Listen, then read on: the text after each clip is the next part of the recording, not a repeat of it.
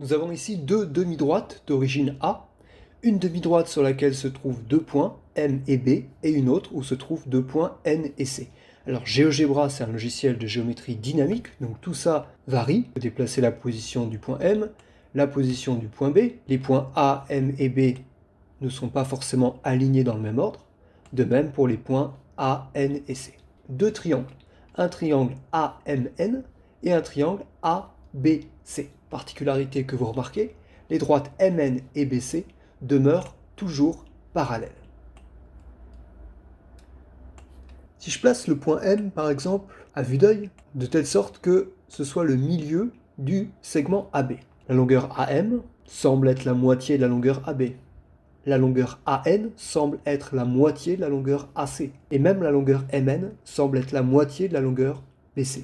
Donc il semble que le triangle AMN soit une réduction de rapport 1/2 du triangle ABC. Si je place le point M au tiers à vue d'œil du segment AB, il semble également que AN soit le tiers de AC et que MN soit le tiers de BC. J'ai ici, sur la première ligne, les longueurs des côtés du triangle AMN et sur la deuxième ligne, les longueurs des côtés du triangle ABC. Elles varient en fonction de la position des points. Ici, j'ai indiqué le quotient de AM par AB. Ici, par exemple, AM sur AB vaut 0,25, donc un quart. Pourquoi? Parce que AM, c'est un quart de AB. Effectivement, à vue d'œil, on voit que AM semble être 4 fois plus petit que AB. Le fait que AM sur AB, AN sur AC, MN sur BC soient tous égaux à 0,25 confirme le fait que AM est le quart de AB, AN est le quart de AC et MN le quart de BC. Maintenant, je modifie la position des points. Ici, par exemple, AM est plus grand que AB. Donc AM sur AB, c'est un coefficient plus grand que 1.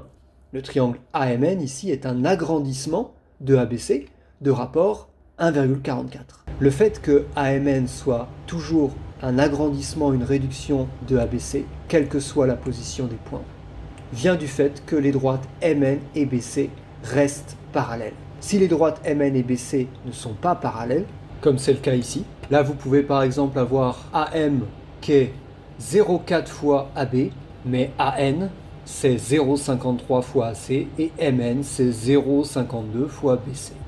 Parce que les droites MN et BC ne sont pas parallèles.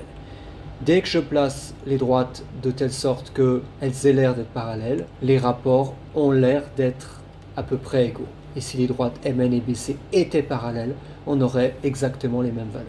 Donc, si ces deux droites sont parallèles, alors on a deux triangles avec l'un qui est un agrandissement ou une réduction de l'autre. Autrement dit, les longueurs des côtés du triangle AMN sont proportionnelles aux longueurs des côtés du triangle ABC.